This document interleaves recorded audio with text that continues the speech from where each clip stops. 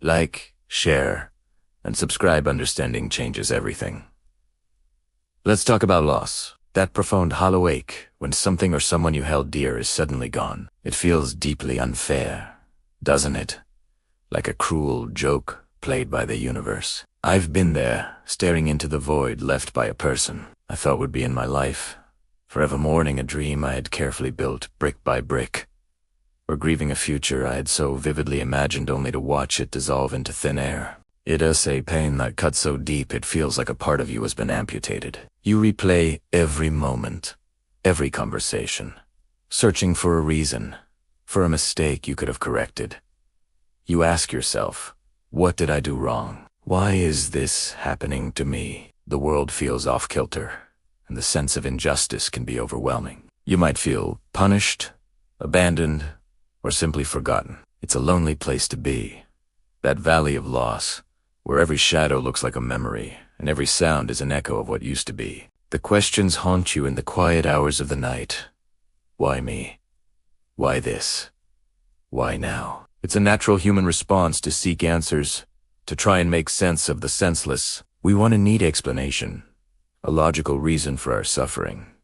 But often, there isn't one that satisfies our bruised hearts. And in that space of confusion and pain, it's easy to feel like you've been singled out for a punishment you don't deserve. But what if I told you that some losses aren't punishments at all? What if, in the grand, unseen tapestry of your life, that painful ending was actually a divine rescue? This is where a perspective shift, guided by faith, can bring not just comfort, but profound clarity. Imagine Jesus sitting with you in your sorrow, not with judgment, but with an infinite, patient love. He looks at you and gently says, I know it hurts. I know you don't understand. But what you see as a devastating loss, I see as a necessary protection.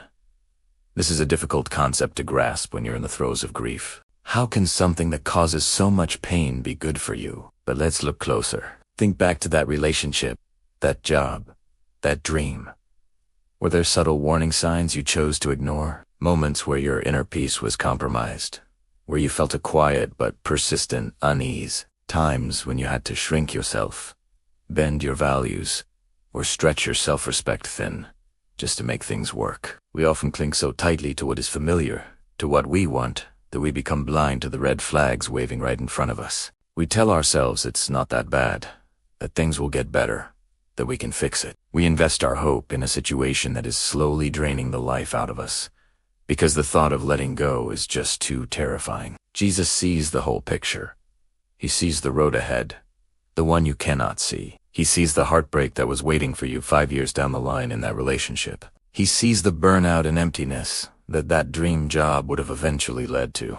He sees the dead end that your meticulously planned future was steering you toward. God's perspective is not limited by our present emotions or desires. He operates from a place of eternal wisdom and perfect love. So when He removes something or someone from your life, it's not an act of cruelty. It is often an act of profound mercy. He is removing what you cling to because He loves you too much to let you settle for something that would ultimately cause you deeper, more prolonged pain. It's like a loving parent pulling their child away from a beautifully colored, but poisonous, plant. The child might cry, not understanding why their parent is taking away the pretty flower. But the parent knows the danger the child cannot see. In the same way, God sometimes has to intervene and perform a spiritual surgery of sorts. He cuts away the things that are harming us, even if we are attached to them, because He has something better in store. He has a plan for your life that is filled with purpose, joy, and peace, things that the situation you lost could never have truly provided. Some believers have shared with me that clarity replaced their confusion after they sat with this message for a while, letting it sink deep into their spirit.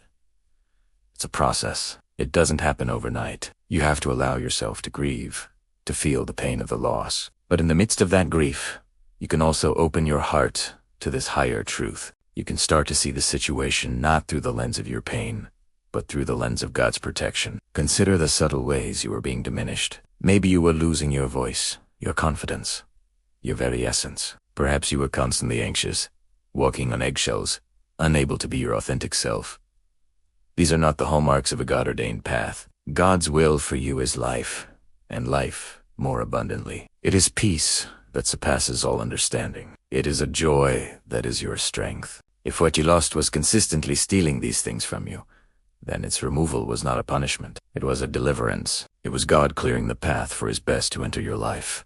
He was making room for a relationship that will build you up, a career that will fulfill your purpose, a future that aligns with his glorious design for you. He was rescuing you from a lesser life you were prepared to settle for. Jesus reframes loss as protection, not rejection. When you feel rejected by a person or a situation, it's a deep wound to the soul. But when you understand that God allowed that door to close, to shield you from future harm, the entire narrative changes. You were not rejected.